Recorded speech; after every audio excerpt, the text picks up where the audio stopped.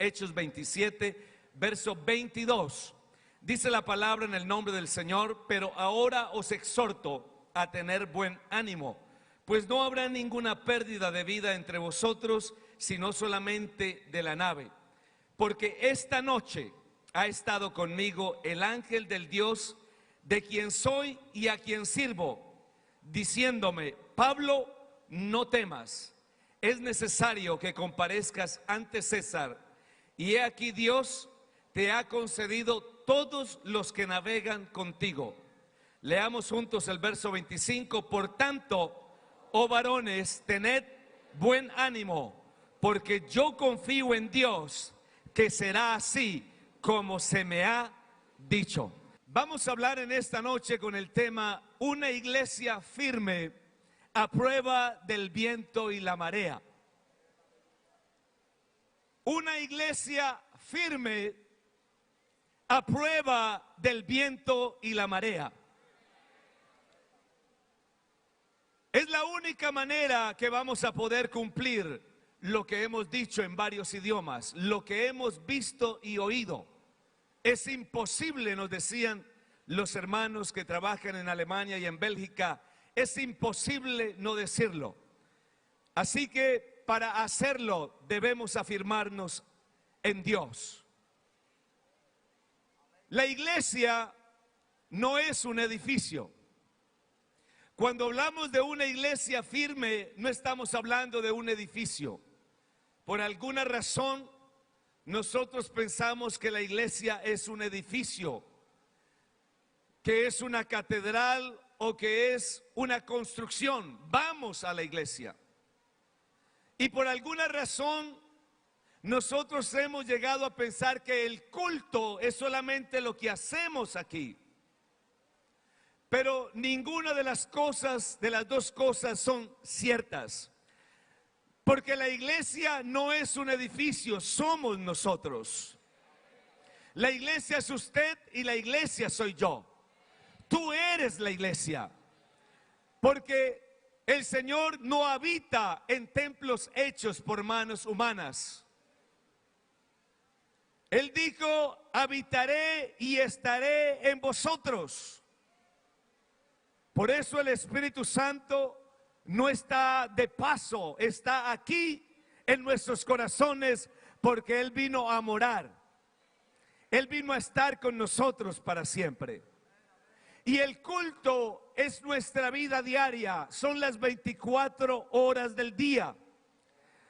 Cuando terminemos esta convención y el hermano la declare clausurada, no termina el culto continúa, porque nosotros somos el culto. Nuestra vida es un culto para Dios. En este capítulo de donde he tomado estos pasajes en esta tarde, de Hechos capítulo 27, tenemos la experiencia del apóstol Pablo y la tempestad en el mar. Y es muy interesante porque Pablo recibe la voz del Señor que le dice: no temas. Y Pablo entonces confía. Pablo dice: confío en Dios, que será así como se me ha dicho. Quienes nunca han vivido un naufragio o una tempestad, un huracán, de pronto no alcanzan a imaginar cuál es su significado. En Estados Unidos, en el mes de agosto del año de 1992, impactó un huracán que se considera el huracán más poderoso que ha tocado tierra en los Estados Unidos. Y lo hizo categoría 5. Los huracanes comienzan categoría 1, categoría 2, 3, 4 y la máxima categoría es 5.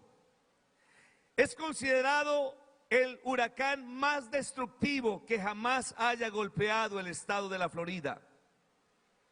Ese huracán cambió el estándar de construcción del estado de la Florida. Se construían las casas de una manera antes de este huracán y se construyen de otra después de este huracán. Los códigos de construcción son muy estrictos porque se procura brindarle seguridad a quienes van a morar esas viviendas. Es el más costoso, solamente superado por Katrina, que fue el huracán que dañó o golpeó el estado de Luisiana en el año 2005. Cuando este huracán tocó tierra, traía vientos sostenidos de 270 kilómetros por hora. Cuando se dicen vientos sostenidos, nos está diciendo que es la intensidad que trae la ráfaga de viento y puede sostenerla por 1 minuto o más. Esos son vientos sostenidos. Quiere decir que este huracán impactó con una fuerza sin precedentes. Las casas las desarraigó. Lo único que quedó en pie donde tocó tierra en el área de Homestead y Perrine en el sur de la Florida fueron las construcciones de bloque, solamente las fundaciones. Todo lo demás lo desarraigó. Los techos de las casas, automóviles quedaron literalmente sobre los árboles, las autopistas, las carreteras, todo era irreconocible. Se dice que destruyó completamente 63,000 casas y dañó 124,000. Y murieron 65 personas y tuvo un costo de 26.5 billones de dólares. La palabra billion en inglés son equivalente a 1,000 millones, no es como billón en español que equivale a 1 millón de millones. Así que costó 26.5 billones de dólares. ¿Por qué les estoy diciendo esto? Porque estamos hablando de usted y estamos hablando de mí. Y el propósito en esta tarde es que nuestra vida, nuestras convicciones, nuestra fe sean una fe tan firmemente arraigada que puedan resistir los vientos, los huracanes, las lluvias y todas aquellas cosas que llegan contra nuestra vida.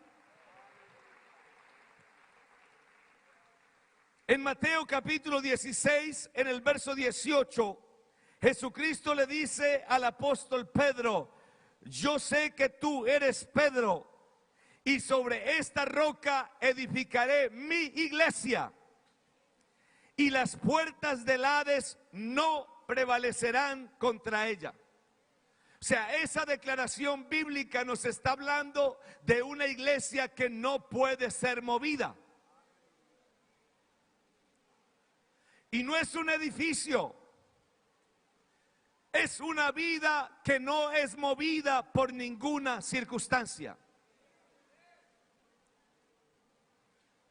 Jesucristo nos lo presentó a nosotros de otra manera para que lo captemos mejor. En Mateo capítulo 7 y verso 24, Jesús dijo: ¿a qué compararé al hombre que oye mi palabra y la pone por obra? ¿A qué compararé al hombre que oye mi palabra y la hace? En otras palabras, ¿a qué comparo al hombre que escucha y aplica? Santiago dijo que debemos ser oidores y hacedores de la palabra. No debemos convertirnos en coleccionistas de buenas predicaciones, sino en hacedores de la palabra del Señor. Porque la palabra de Dios es como una medicina que la aplico a mi vida. Cuando vamos al doctor y somos examinados y luego recibimos una prescripción con unas indicaciones. En otras palabras, esa medicina será efectiva en la medida que la apliquemos siguiendo las instrucciones del doctor. Muchas personas que sufren diferentes tipos de enfermedades, en ocasiones no sienten mejoría en sus cuerpos, no porque de pronto la medicina no sea efectiva, sino porque no siguen las instrucciones. Hay personas que tienen la presión arterial alta y saben que no deben comer ciertas cosas y sin embargo las consumen. Yo conozco personas, eso no pasa en España, pasa en Estados Unidos, que sufren de esta condición médica y saben que no pueden comer harinas, que no pueden comer grasas, lo saben. Hay personas que saben que el cigarrillo mata. En Estados Unidos las cajetillas tienen que tener una imagen de una calavera y dice, este producto mata al que lo consume. Pero la gente no deja de fumarlo.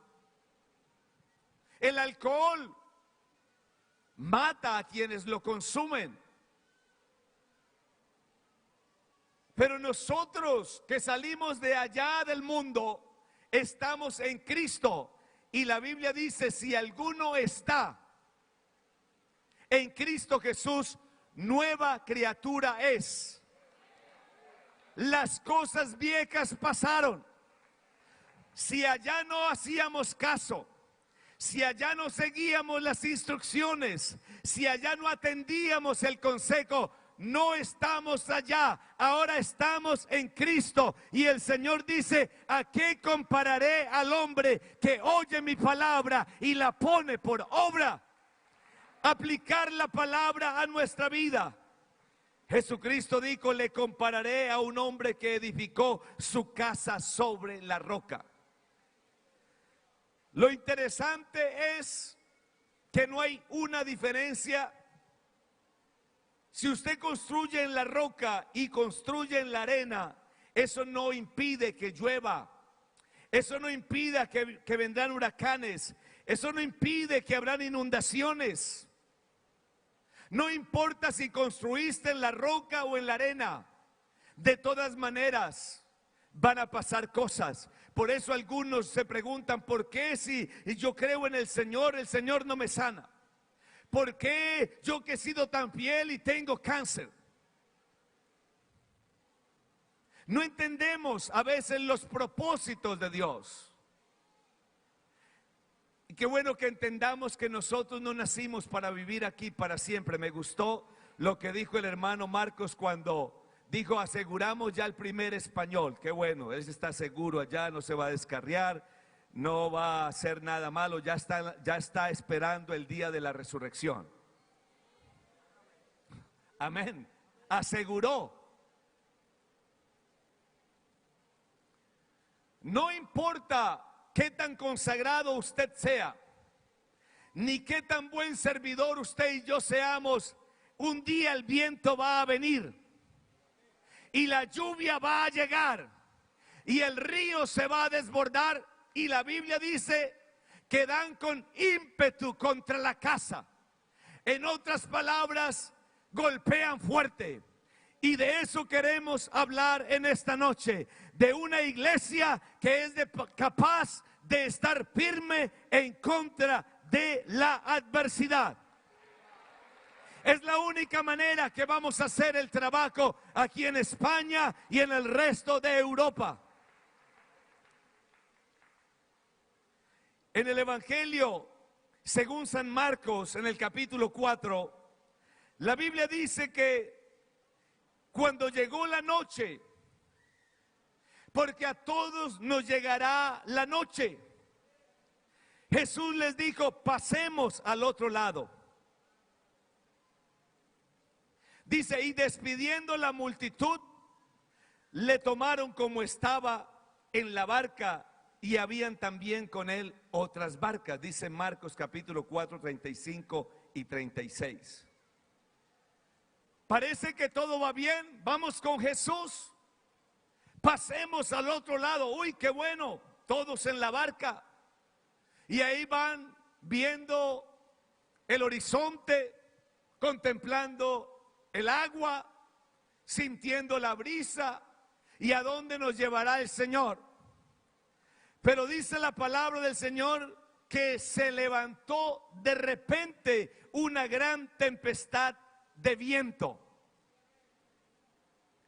Escuche como dice, una tempestad de viento, y echaba las olas en la barca de tal manera que parecía que la barca se iba a hundir. Y los discípulos comenzaron a sentir temor, comenzaron a tener miedo.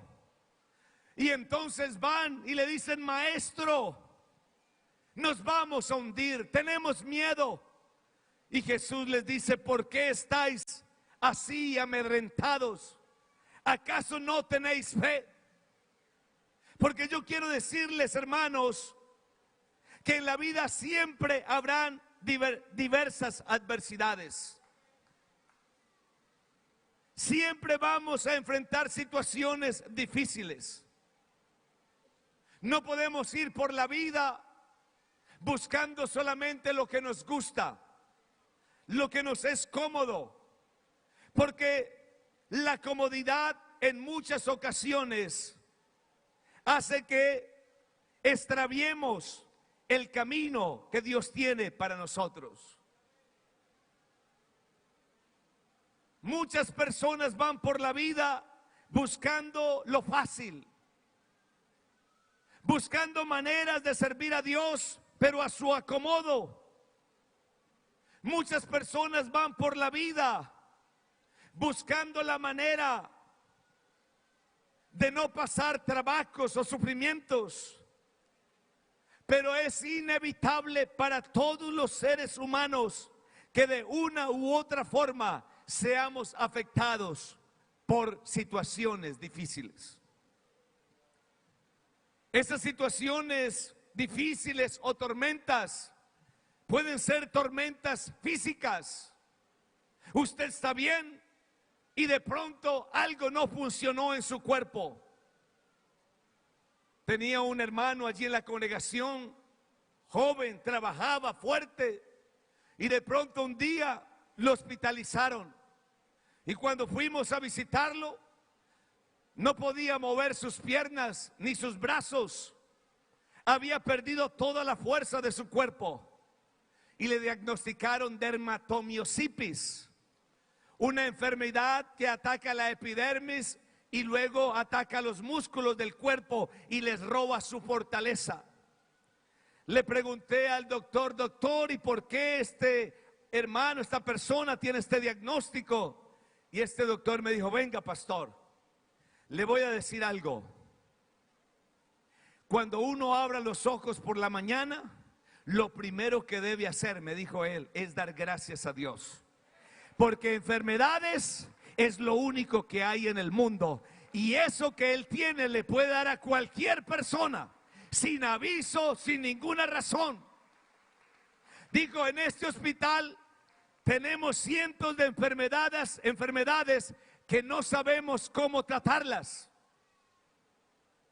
Simplemente vamos como tratando de guessing, tratando de buscar la razón, tratando otras enfermedades. Y usamos esas medicinas y a veces funciona y a veces no. Y una tormenta física como una enfermedad, no podemos trabajar, no podemos cumplir las obligaciones. Este hermano no pudo trabajar, no pudo pagar sus compromisos, vinieron problemas que los iban a echar del apartamento, que hay que recoger una ofrenda de amor. Es difícil, pero es una tormenta y nos puede pasar a cualquiera de nosotros. Las tormentas pueden ser de carácter moral.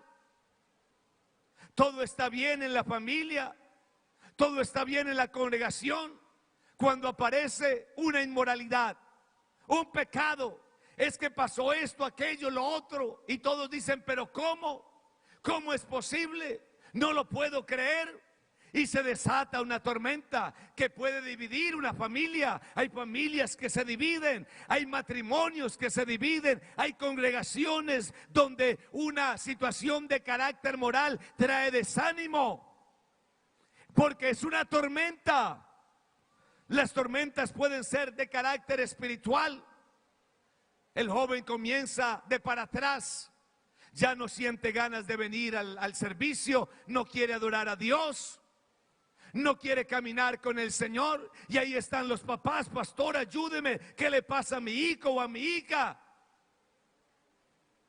Y es una tormenta de carácter espiritual, tormentas familiares, por contiendas, situaciones que se presentan, tormentas económicas. No sé aquí, pero en Estados Unidos en el año 2006 al 2009 vivimos una de las crisis financieras más difíciles, sobre todo en los estados de California y la Florida.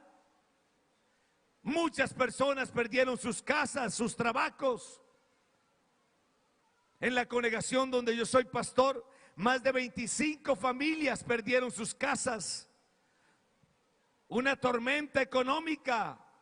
También puede ser laboral. Aquí hemos estado en la convención gozándonos: lléname, úsame, Señor. Mañana puede ser que lleguemos al trabajo y nos digan: no hay más trabajo. ¿Y qué vamos a hacer? ¿Vamos a cuestionar a Dios? ¿Vamos a dudar de que Él ha estado aquí en esta convención, de que Él ha hablado en nuestras vidas? ¿O vamos a confiar, como dijo Pablo: yo confío en que será como se me ha dicho?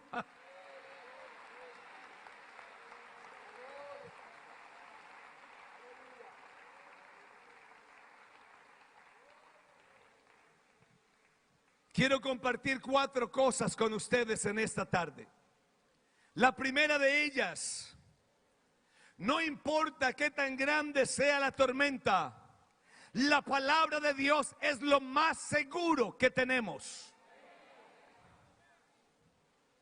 Así que más vale que nos enamoremos de la palabra del Señor. Más vale que abracemos su palabra. Más vale que confiemos en ella, porque no hay nada más seguro para nuestro camino ni para nuestra vida que la palabra del Señor. Los apóstoles lo tenían claro. Pedro dijo: tenemos la palabra profética más segura.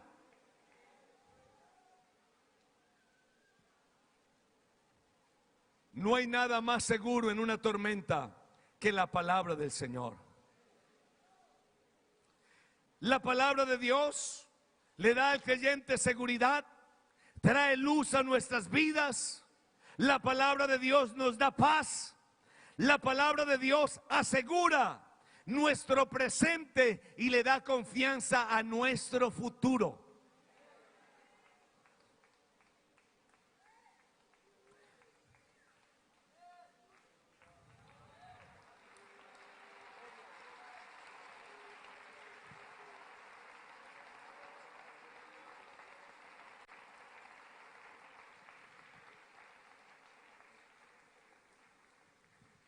Pablo está en medio de una tormenta en el mar. Están desesperados.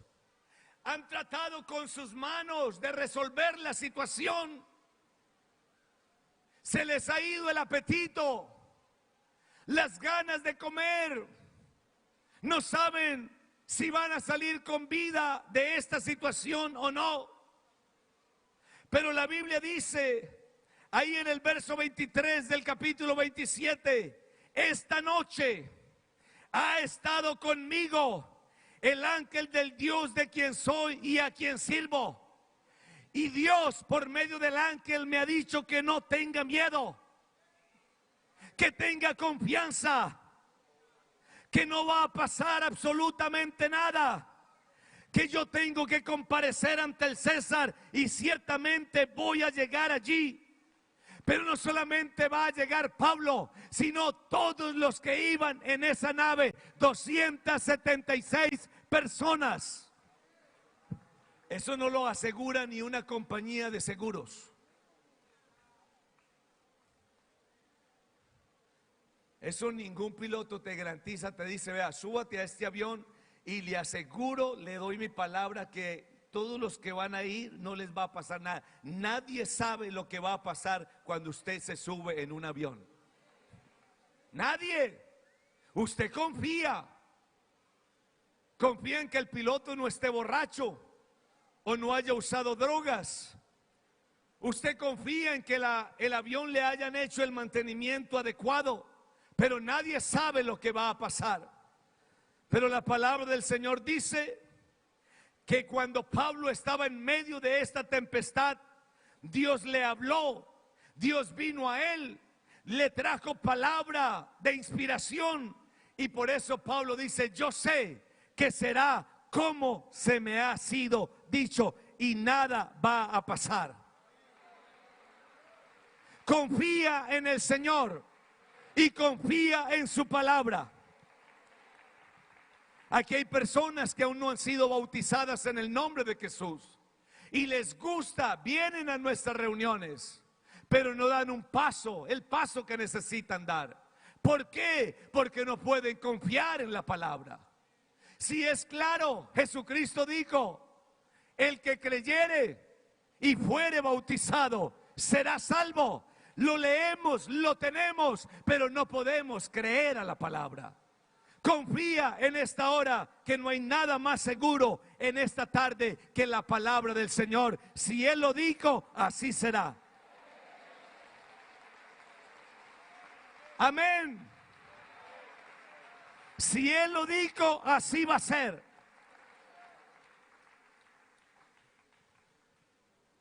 Esto que dice Pablo aquí en el capítulo 27, Job no lo dice de otra manera. En el capítulo 11 y verso 13 dice: si tú dispones tu corazón y extiendes al Señor tus manos, si alguna iniquidad hubiere en tu mano y la echares de ti, y no consintieres que more en tu casa la injusticia, entonces levantarás tu rostro limpio de mancha y serás fuerte y nada temerás, y olvidarás tu miseria o te acordarás de ella como aguas que pasaron. La vida te será más clara que el mediodía, aunque se oscurezca. Hermanos, porque una iglesia que está firme contra el viento y la marea, aunque en Cataluña se oscurezca, en la iglesia hay luz. Aunque en Corea haya oscuridad, en la iglesia hay luz. Nosotros no tenemos temor que Trump sea el presidente, que Corea está lanzando misiles. Eso a mí no me importa, porque yo estoy seguro que el Señor tiene control en esta hora sobre nuestra vida, sobre la iglesia, sobre su pueblo. ¿Cuántos creyentes no andan con miedo y con temor? No puedo dormir, es que va a haber una guerra y los misiles. Confía en Él y Él hará. Aunque oscurezca, será como la mañana. Esa es otra visión. Eso es como ponerse los lentes del Señor. Aunque oscurezca, será como la mañana. Tendrás confianza porque hay esperanza. Mirarás alrededor y dormirás seguro. No hay que andar con las pastillas para dormir. Confío en el Señor. Torre fuerte es el nombre del Señor.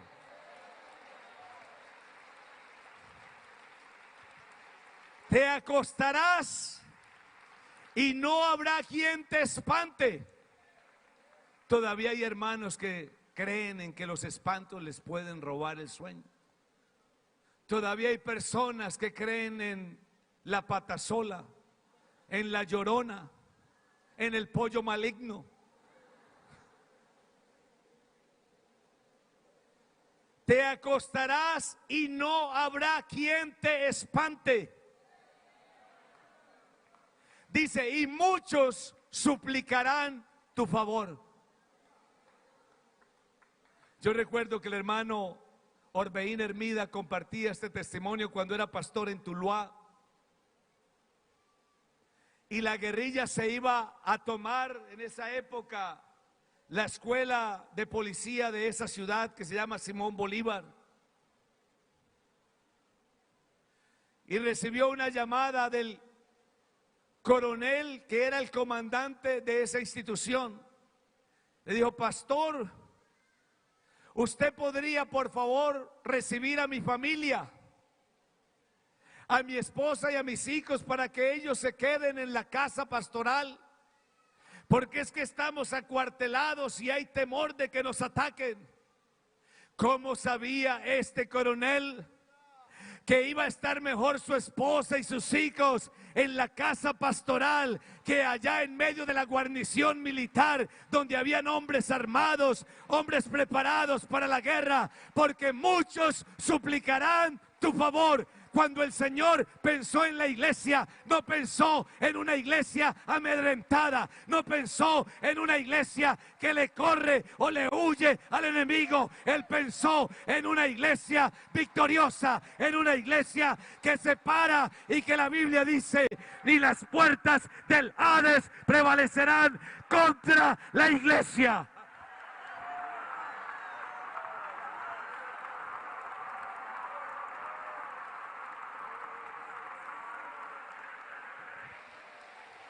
A Él sea la gloria en esta tarde. Aleluya.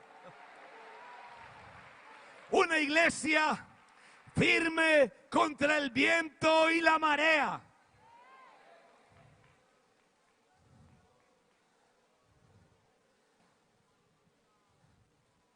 Jeremías nos dice: bendito el varón que confía en el Señor y cuya confianza es el Señor. Bendito el varón que confía en Jehová y cuya confianza es Jehová.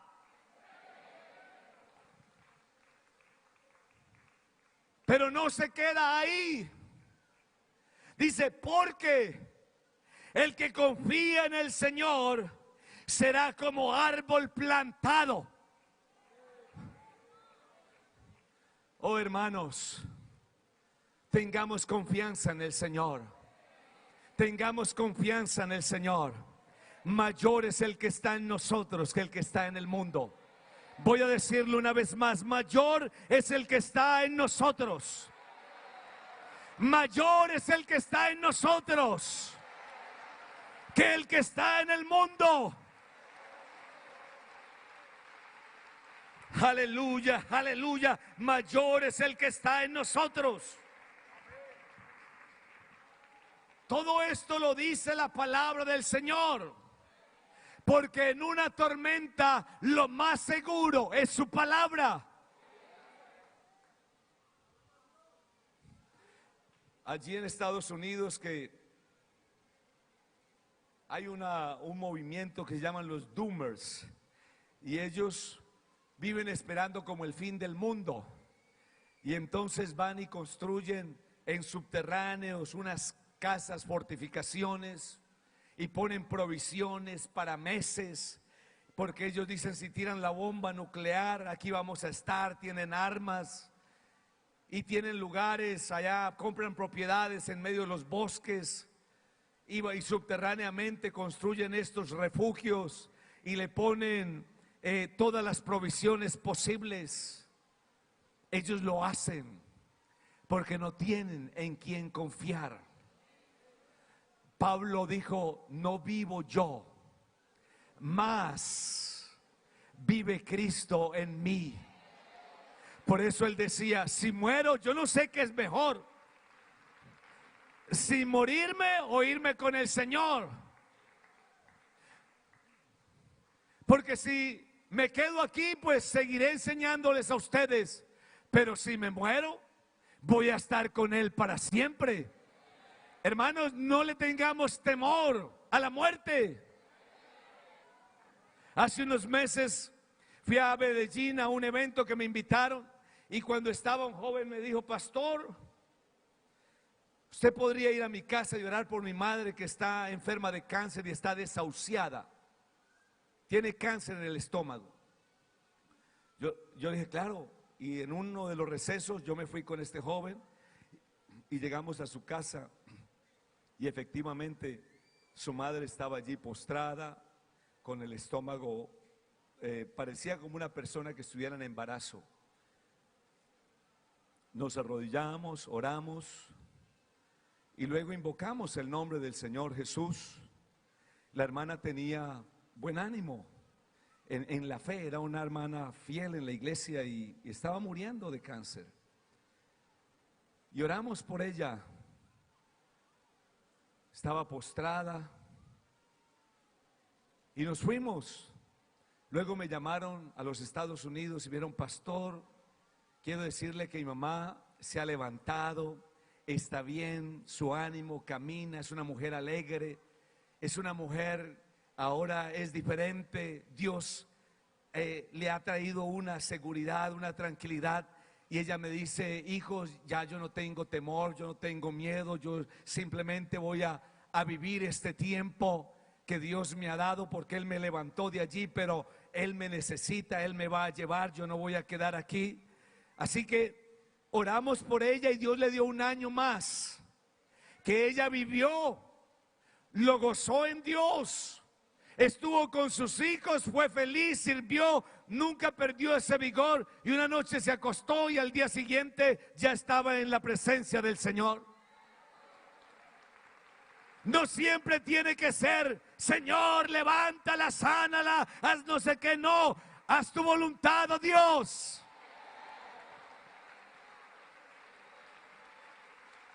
¿O ustedes desconfían de lo que Jesús dijo? Voy pues a preparar lugar para que donde yo estoy, vosotros también estéis. Yo les pregunto: ¿será que es más seguro vivir en España o en Estados Unidos o en Rusia que estar en la presencia del Señor? ¿Dónde será mejor vivir? ¿Será mejor vivir en Suiza? Mano Alberto de Suiza, que habla en maravillas y los búnkers y todo lo que dice que tiene. ¿Será que es mejor? Uy, no. Desde Estados Unidos, hermano Albertico, primo, recibíme allá. Que es que esto está duro. Dicen que el loco de Corea va a tirar unos misiles aquí, y yo he oído que allá en Suiza hay unos túneles y no sé qué. ¿Será que es más seguro esos bunkers que dicen que hay allá? ¿Serán más seguros que las moradas que Dios ha preparado para esta iglesia? ¿Dónde usted quiere estar? ¿En la seguridad de una bóveda de un banco o en la seguridad de las manos del Señor? Él dijo: nadie los arrebatará de mi mano.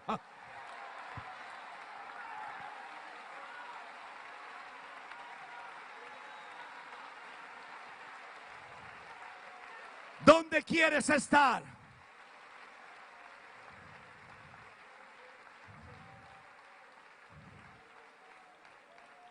Aquí todos los que estamos aquí un día vamos a morir, todos, sin excepción. El joven más guapo y fuerte aquí se va a morir, todos. Allí en Estados Unidos, en este año, hemos perdido de la iglesia, un joven de la iglesia en Atlantic City, un adolescente, 16 años. Un sábado en la mañana se levantó con su padre, que era jardinero. Fueron a cortar unos árboles. El joven no se percató que una de las ramas estaba haciendo contacto con un cable de alta tensión y quedó electrocutado allí. Un joven de la iglesia de Kissimmee, Florida, en un accidente de automóvil. Venían 3 jóvenes en el asiento de atrás, no traían el cinturón, sufrieron un choque. Los 2 jóvenes de adelante que traían el cinturón salieron con vida, sin rasguño. Los 3 de atrás, los 2 murieron y el otro quedó en coma. No importa la edad, aquí en esta tierra no hay lugar seguro. Lo más seguro es nuestra vida en Dios. Por eso su palabra dice: bendito el varón que confía en Jehová, porque será como árbol plantado junto a las aguas de corriente, echará sus raíces y no verá cuando venga el calor. Su hoja estará verde y en el año de la sequía no se fatigará. Y nunca dejará de dar fruto. Si no, mira al hermano Reinel. Nunca dejan de dar fruto. Por eso son un ejemplo para nosotros. Confía en el Señor. ¿Qué te detiene? ¿Por qué no das ese paso? Habla con tu pastor. No puedo esperar más. Quiero que me bautices en el nombre de Jesucristo. Ya es hora de entregar tu vida al Señor. ¿La vas a dejar en manos de quién?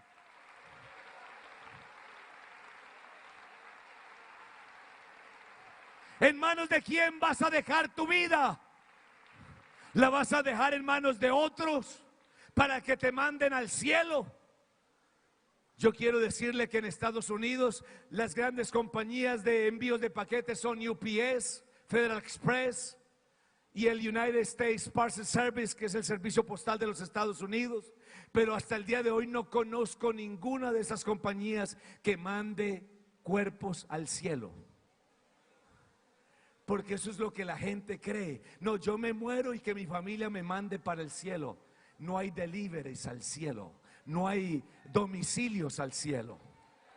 Si quieres ir al cielo, la palabra de Dios es lo más seguro que tenemos en esta tarde. No juegues más. Si hay un joven aquí que ha estado jugando a la iglesia, y con Julio Iglesias, a veces sí y a veces no. Tropecé de nuevo y con la misma piedra. Ya es hora de que tú confíes tu vida a la palabra del Señor. Afirma tu vida en Dios. Conságrate, sírvele al Señor.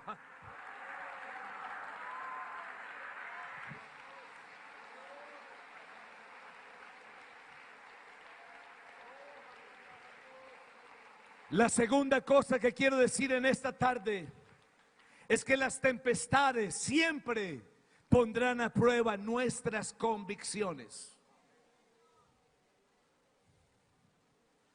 Pablo lo dice en el capítulo 27, verso 20. Dice, y no apareciendo ni sol ni estrellas por muchos días. Y dice, y acosados por una tempestad no pequeña. Mire lo que dice el apóstol Pablo. Ya habíamos perdido toda esperanza de salvarnos. Toda tormenta pone a prueba nuestras convicciones. Las tormentas lo primero que hacen es robarnos las señales. Porque un creyente que está bajo aflicción ya no ve nada, no siente nada. Viene al culto y la palabra le rebota, los cantos le fastidian. Para un marinero hace 2000 años atrás, no ver el sol ni las estrellas era grave. Las tormentas afectan nuestros sentidos porque la persona se siente confundida. Pastor, no sé qué hacer. Murió mi esposa y quedé destruido. Se me fue el mundo. Es una tormenta. Un hermano que es viudo allí en Estados Unidos, yo estaba visitando una congregación en el norte y él me decía, pastor, cuando mi esposa murió, yo quedé sacudido, como aturdido. Yo iba por la calle y yo no oía el ruido de los carros ni de la gente. Yo estaba en mi casa y yo no sentía nada. Yo me sentía en un vacío. Estaba confundido, pastor. Entraba al cuarto y cuando abría el closet, las fotografías, los recuerdos. Mis hijos ya mayores, casados, me llamaban, papá, tienes que levantarlo, superarlo. Pero él decía, yo no podía, estaba confundido. Y un día salió a caminar allí por una ciudad que se llama West Chicago. Es un hombre ya mayor, es enfermero. Y dice que iba mirando cuando de pronto vio iglesia pentecostal. Y se entró y estaban alabando, cantando. Y él dice, yo comencé a sentir algo. Comencé a sentir que la tormenta se iba, que aparecía una señal en el horizonte. Y era esa señal, era la presencia del Señor Jesucristo. Aleluya, que decía, venid a mí los que estéis trabajados y cargados, y yo los haré descansar.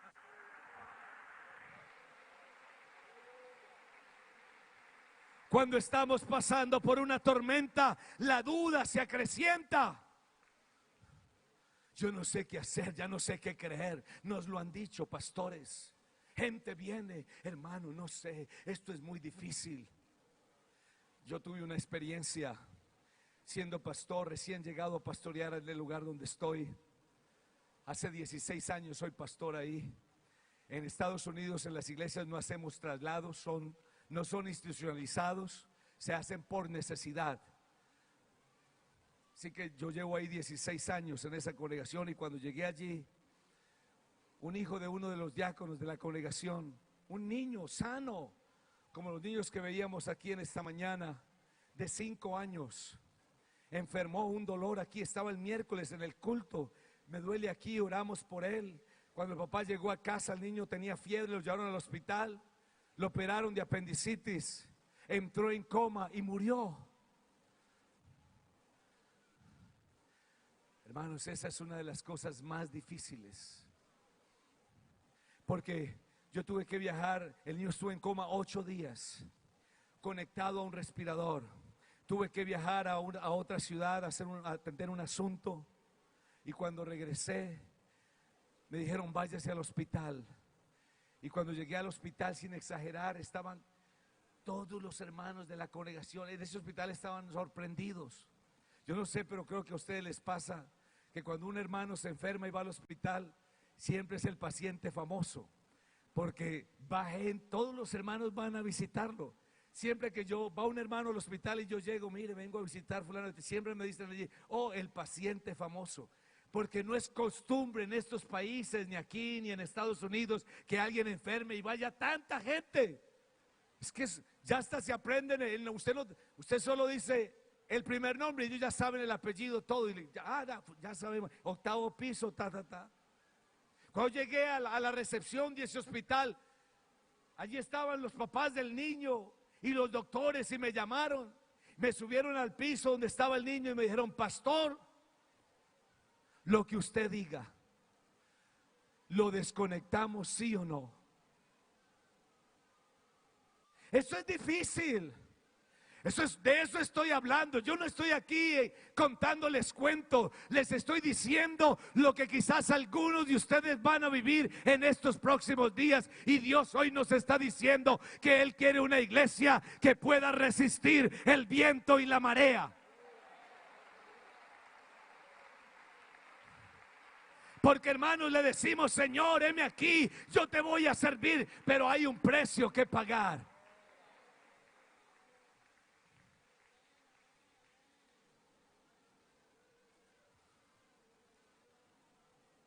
La duda surge, hermanos. El médico me explicó todo, me dijo, pastor, el niño está muerto, ya no hay nada que hacer, su cerebro, todo. Y tener que desconectarlo. Y esa tarde teníamos culto. Y cuando yo llegué a la iglesia y yo lo iba a dirigir, yo llamé al supervisor, le dije, hermano, venga, predique. Yo no soy capaz de predicar, porque la duda. Y cuando en la iglesia empezaron a cantar, ay victoria, yo no sentía, hermanos, yo no sentía ese canto. Yo veía una montaña negra delante de mí, una duda, y pensaba, si oramos, si ayunamos, ¿por qué, Señor? ¿Por qué, Señor? Entonces viene el temor, viene el miedo, el pánico aparece, la inseguridad también llega a tocar la puerta y quieren ocupar el lugar del Señor.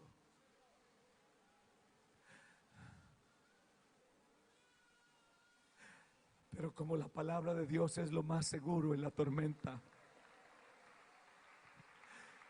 uno va a la palabra y entonces dice, aunque ande en valle de sombra y de muerte, no temeré mal alguno, porque tú estarás conmigo, y tu vara y tu cayado me infundirán aliento.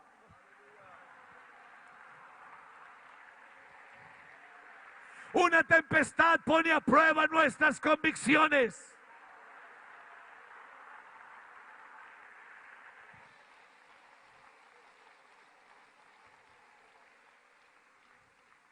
yo voy a estar contigo, yo estoy contigo, he aquí yo estoy con vosotros todos los días hasta el fin. Es la palabra, porque las convicciones, hermanos, es que cantar ese canto, y desde ahí yo aprendí algo. Los cantos hay que cantarlos con inteligencia.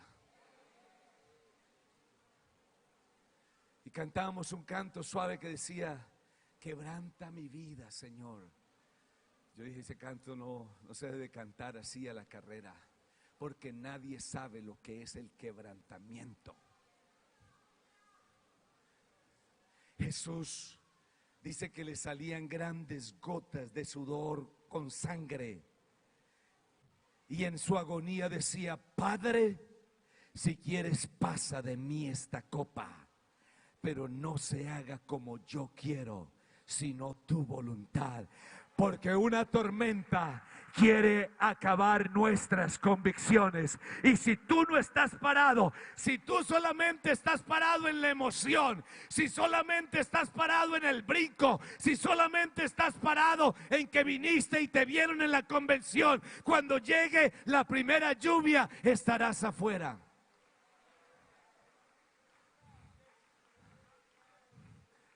Pero si tú quieres victorias en Dios, hay que creerle al Señor.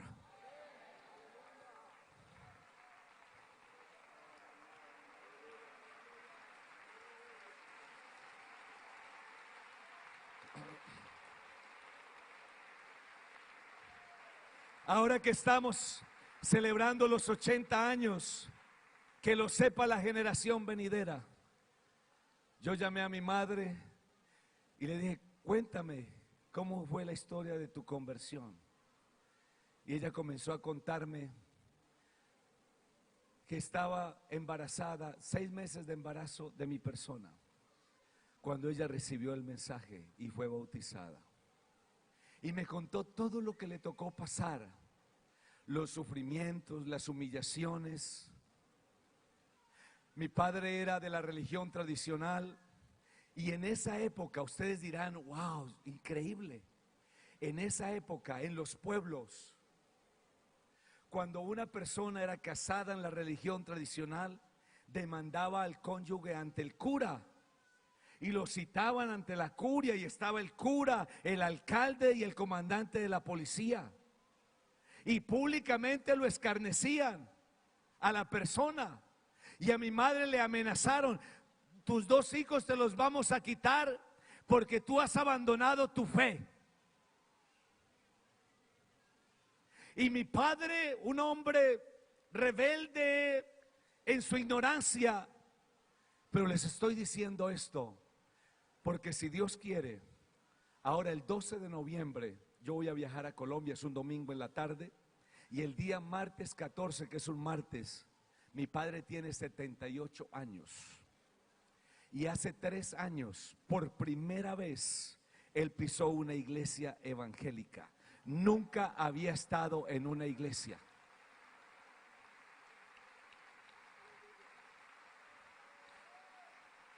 Porque hay quienes se rinden. No, yo he orado por mi hermano y por mi papá, pero han orado 3, 4 meses y se les olvidan. Aquí no hay que parar de orar. Las convicciones tienen que mantenerse. Aquí hay que perseverar. Salva a mi familia, como nos enseñaba la hermana Luz Marina el día de ayer aquí en ese poderoso culto. Hay que perseverar. Hay que pasan los días, los meses, los años, pero ahí estamos creyendo en las promesas del Señor. Un domingo en la mañana, mi padre se levantó en Cali y dice: me sentí triste, vacío y con un dolor en mi corazón. Y él dijo: yo tengo que ir a la iglesia hoy. Pero él dijo: pero tiene que ser a la iglesia de la de mi hijo, en su ignorancia, porque el único que tiene iglesia es Jesucristo. Pero ustedes me hago entender, ¿cierto? Y dice que él se levantó, se vistió y se fue. Él no sabía dónde había una iglesia pentecostal. Y se fue caminando y encontró una y entró. Dice, cuando yo entré, mijo, yo comencé a mirar el lugar muy bonito, la música muy bien organizada, la gente. Dice, pero cuando vi a las señoras, dice, yo las vi vestidas y dije, estas no están vestidas como se visten las que le sirven al Dios que yo creo que se le debe servir. Como un hombre ignorante, que nunca ha ido a la iglesia, que era difícil hablarle a mi papá de la palabra, hermanos. Era difícil porque él se enojaba y no me hables de eso y ya.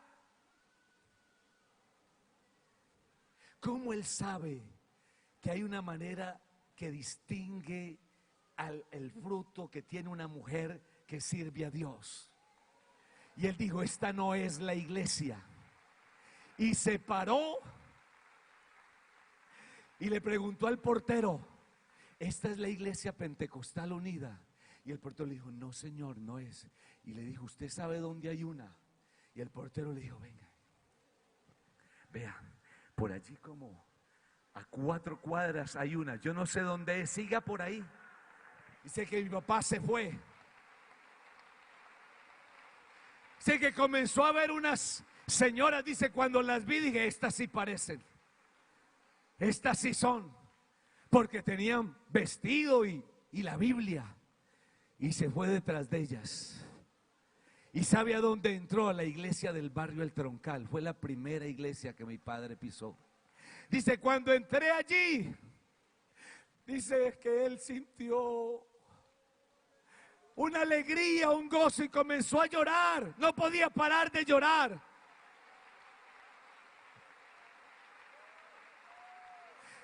Y él me dijo, ¿y sabe qué? Le dije yo al Señor.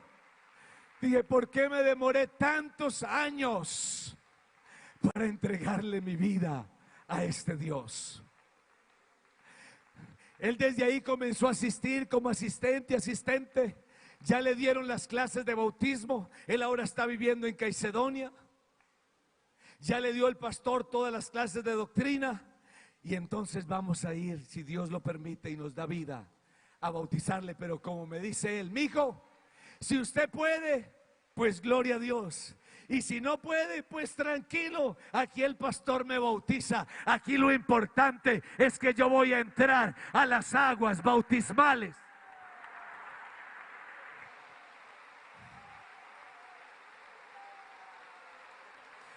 Esto es de perseverancia. Aquí no se puede desmayar.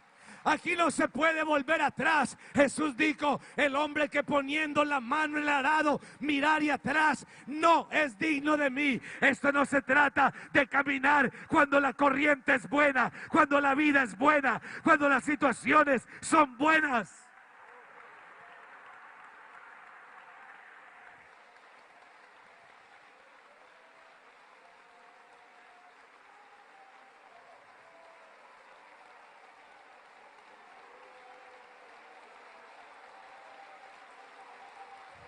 A Él sea la gloria en esta tarde, en este lugar. Aleluya, aleluya.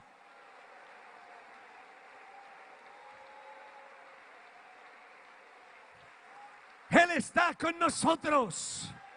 Él está con nosotros. Él dijo, he aquí, yo estoy con vosotros. En Bélgica, Dios está con ustedes. En Italia, Él está con nosotros. En Suecia, Él está con nosotros. Donde vayamos, Él está con nosotros.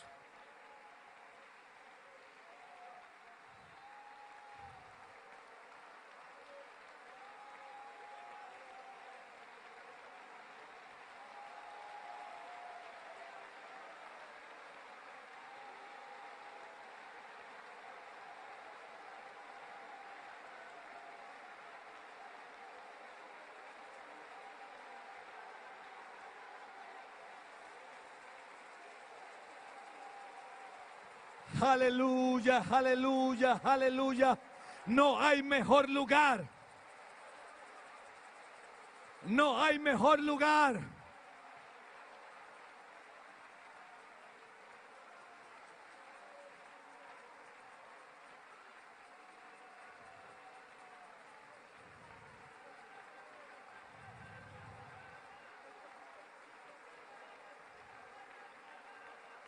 No hay mejor lugar.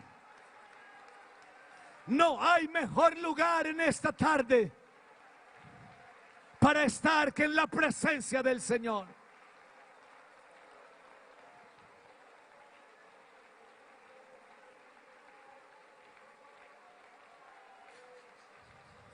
Yo quiero decirles, hermanos, para terminar, que no hay mejor lugar para ver la gloria de Dios que después de una tormenta. No hay nada donde Dios se glorifique más que después de la tormenta. Porque la palabra del Señor dice que Pablo y los que iban en aquella nave llegaron a tierra firme y que ninguno de los 276 perecieron. La isla se llamaba Malta, y cuando Pablo quería calentarse, quería coger unas ramas por allí, una serpiente se le prendió de su mano. Él la sacudió en el fuego y la gente decía: este hombre es muy malo, porque aún escapando del mar, la maldad que hay en él, no quiere el Dios del cielo que viva. Pero no era eso, es que Dios quería mostrar su gloria en la isla de Malta. Allí fue Pablo a la casa de Pluvio y sanó a aquel hombre que estaba enfermo, y la gloria de Dios se manifestó en la isla de Malta, porque no hay mejor lugar para ver la gloria de Dios que después de una tormenta.